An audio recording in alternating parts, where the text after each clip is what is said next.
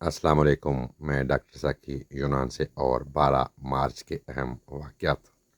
12 مارچ 2010 کو لاہور میں فوجی قافلے پر دو خودکش حملوں میں 45 افراد جاں بحق ہوئے اور 95 سے زائد زخمی ہو گئے۔ 12 مارچ 2007 کو سپریم کورٹ آف پاکستان کے چیف جسٹس افطار محمد چودھری کو معزول کیے جانے کے بعد لاہور میں وکلاء نے عدالتی بائیکاٹ کیا اور مظاہرے کیے، جس میں 20 سے زائد وکلاء پولیس جھڑپوں میں زخمی ہو گئے۔ 12 مارچ 2005 میں یوکرائن نے عراق سے اپنی فوجوں کا انخلا شروع کر دیا۔ 12 مارچ 1938 میں جرمن نے آسٹریا پر حملہ کر دیا۔ 12 مارچ 1799 میں آسٹریا نے فرانس سے جنگ کا اعلان کر دیا۔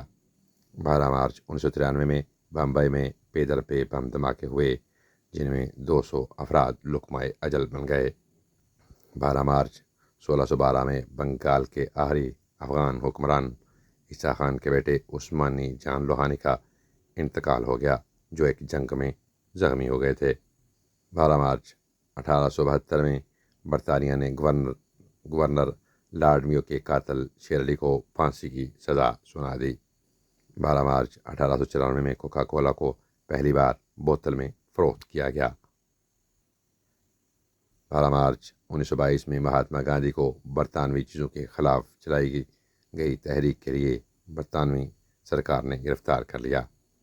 12 مارچ 1930 میں گاندھی جی نے سابرمتی آشرم سے نمک ستیا گھر کے لیے ڈانڈی مہم شروع کر دی۔ 12 مارچ 1967 میں محترمہ اندرا گاندھی دوسری بار ہندوستان کی وزیر اعظم بن گئیں۔ 12 مارچ 1973 میں شام میں نیا آئین منظور کیا گیا۔ 12 مارچ 1979 میں غرناطہ میں ایرک گیری کی سرکار کا تختہ پلٹ دیا گیا۔